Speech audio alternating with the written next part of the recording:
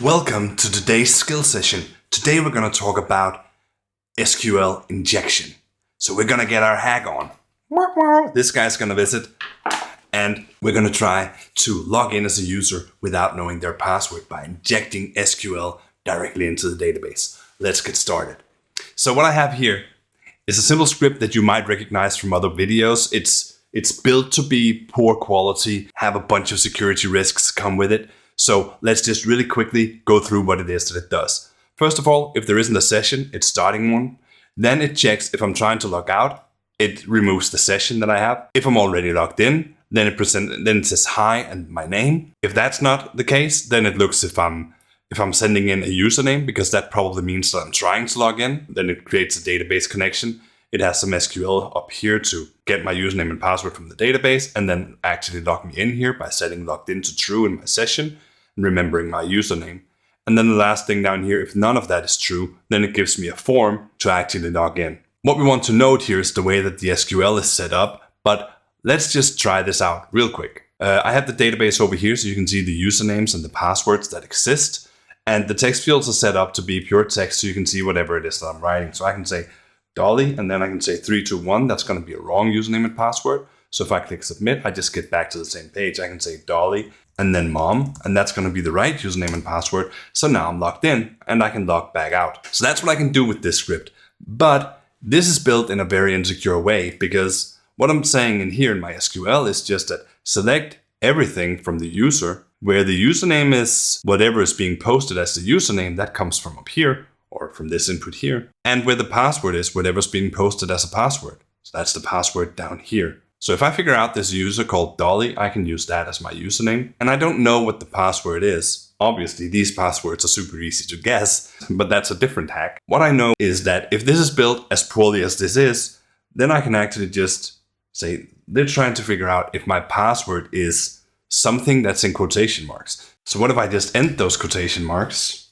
So now it's just going to check if the password is, well, something that's empty. It actually doesn't matter. I can write whatever I want in here. As long as I stop this, I can just say or, because that means that I only need to have something true either on the left side, which I just finished, or on the right side here, where I can say 1 plus 1 equals 2.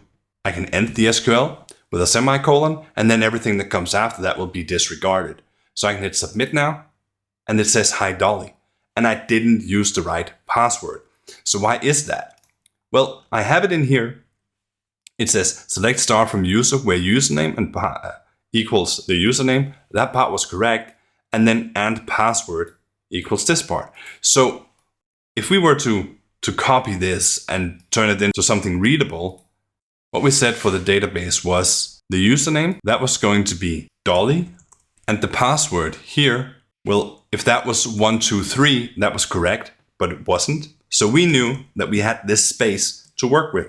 So we can start out here by writing some kind of gibberish or not write anything at all. We just need to end that quotation mark.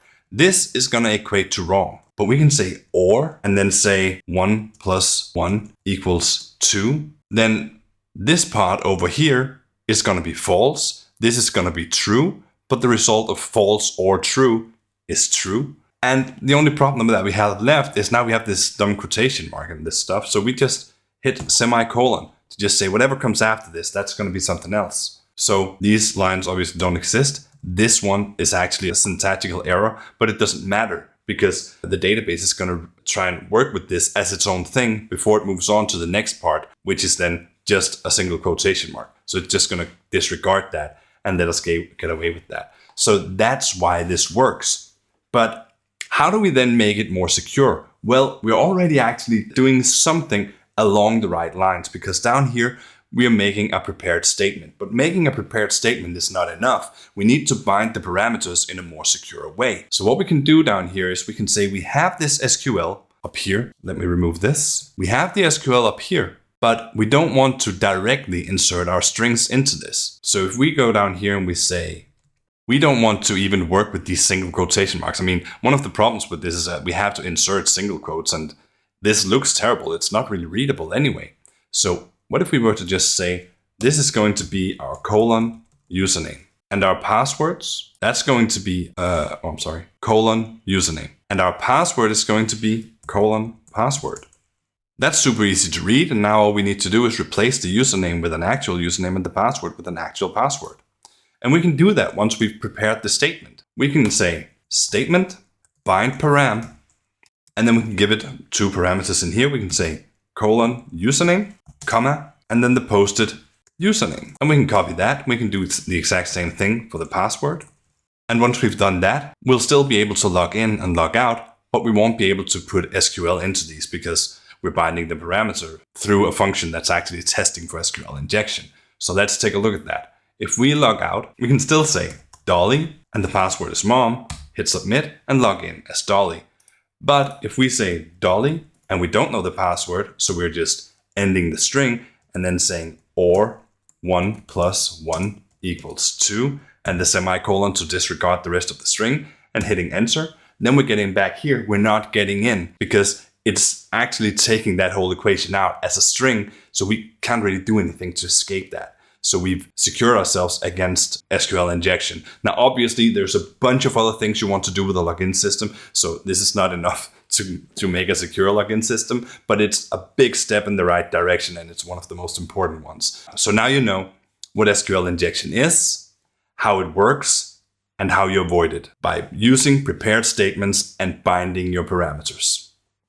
That's going to be all for this short little skill session, and I'll see you in the next one.